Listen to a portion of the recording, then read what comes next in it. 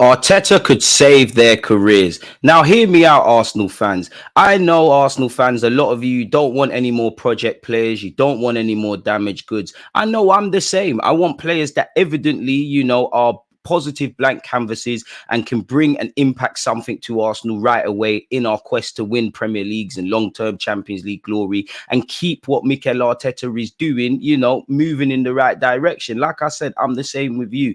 Equally, there are a lot of fans who think Mikel Arteta is a miracle worker. And I thought, you know what, in an attempt to humour you, why don't we scan the planet, or better yet, Europeans' top five leagues, and look for some players that, in theory, Mikel Arteta could potentially resurrect their careers. Now, I must say, as great as Mikel Arteta is, there's a developing track record with several players within that Arsenal team who are improving and are going to keep improving, and probably made several improvements since I've started recording the audio for this video. But as much as I rate Mikel Arteta, I do think there's a section of Arsenal fans who fail to understand he's not the Messiah. One, he's human. Two, he cannot improve everyone. Three, some players are just damaged goods people. And I do believe in life, if you try to save everybody, you save no one.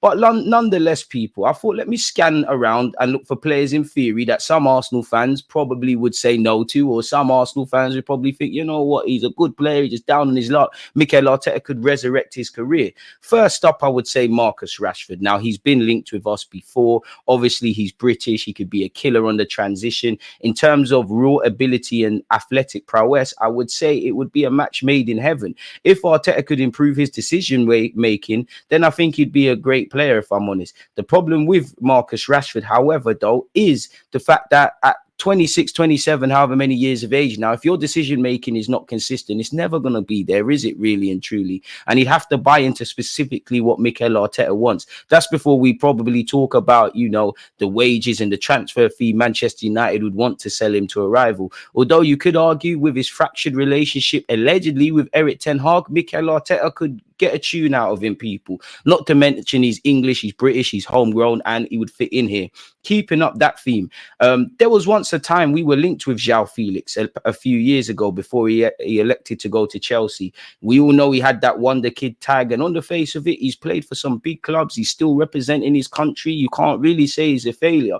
But, where you look at the Musialas, the Jude Bellinghams, the Viniciuses, the Rodrigos, the Yalmaos, these exciting players of tomorrow that are doing it in present, or players that are linked with potentially winning the Ballon d'Or one day, Joao Felix, based on when he came through, was probably expected to be in that realm. Unfortunately, he isn't, people.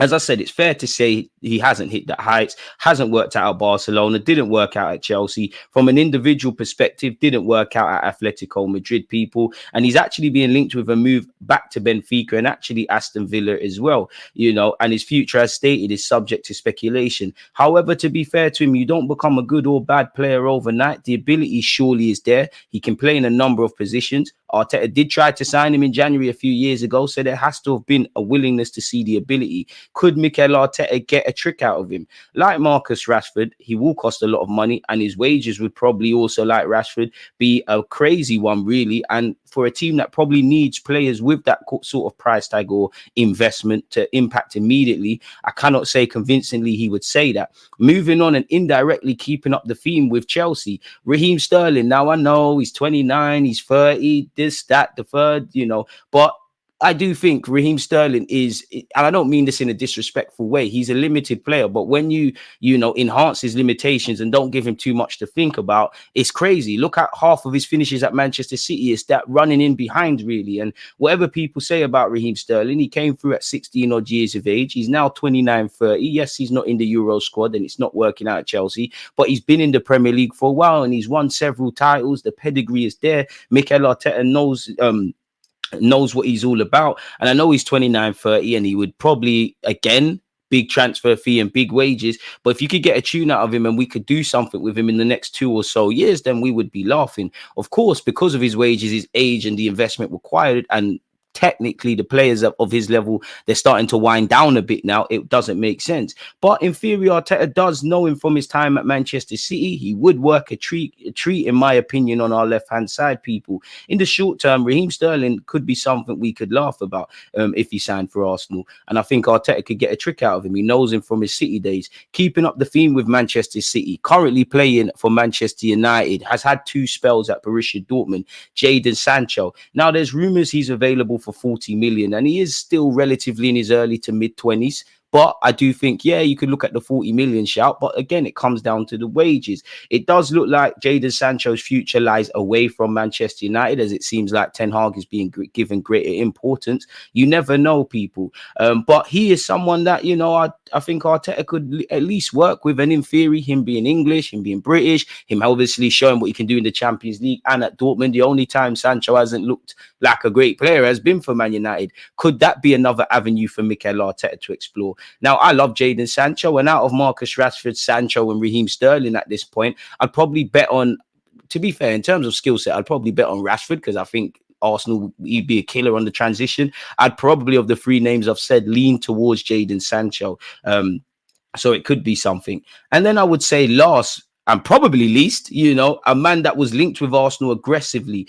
a man that was twerking for our football club, you know, watching our games, putting it on Instagram, a man that we was close to signing once upon a time in the January transfer window before Chelsea swooped in and gazumped us. Now, hindsight is 2020, and, you know, you have to actually say thank you to Chelsea for signing Mikel Mudryk, because obviously we got Trossard. We're doing a lot better than them as a football club. Now, it's a bit harsh to Mudryk because you look at Chelsea, you know, for a number of years now, there hasn't been stability. There's been a lot of turnaround in terms of tactics, players, management, etc., etc. It hasn't been a healthy breeding ground for young talent to develop. He does look like one of those players that needs an arm around their shoulder and a bit of love. Had he have signed for Arsenal, he might have looked like a great player, or he could have looked like what he's looking like now. And I must admit, such is his situation at Chelsea at this moment in time, I am looking at Mikel Arteta and Edu and saying, you know what, I trust you lot, but that talent ID is looking a bit dodgy right now. Like, did you lot fall for the Ukrainian Neymar shout Shakhtar was saying in an attempt to sell him? I don't know, people. But he is someone that you could have a look on. In conclusion, for what it's worth, as I said, I would leave all of these players alone. If we signed players of this ilk or players that need a bit of love, like we've done before, I wouldn't say no. But as much as I like Mikel Arteta, and he's shown himself to be a great man manager, improve young talent that's already kind of got a foundation and doing what he's doing at Arsenal Football Club, he's only human. He can't save everybody. You know, he's not a messiah. You know, he can't turn water into wine, even though he's managed to get a tune out of certain players that we thought were damaged goods. So I would stay clear from these guys. And for me, I would opt for either ready-made players that are directly ready to impact at the point of signing for our football club to help us win major honours, or I would go for young players that haven't probably been through some of the situations that some of the names we've suggested at this moment in time, people, in this video with the names mentioned. So I thought I'd just have a bit of fun, people. Let me know your thoughts. Let me know your thoughts in general. If you had to take Marcus Rashford, Jadon Sancho, Mikel Mudryk, Joao Felix, which one would you bet on? And let me know if I've missed out any players. I just thought, let me humour you guys, people, because I do think some fans, you know, get a bit too excited with this, and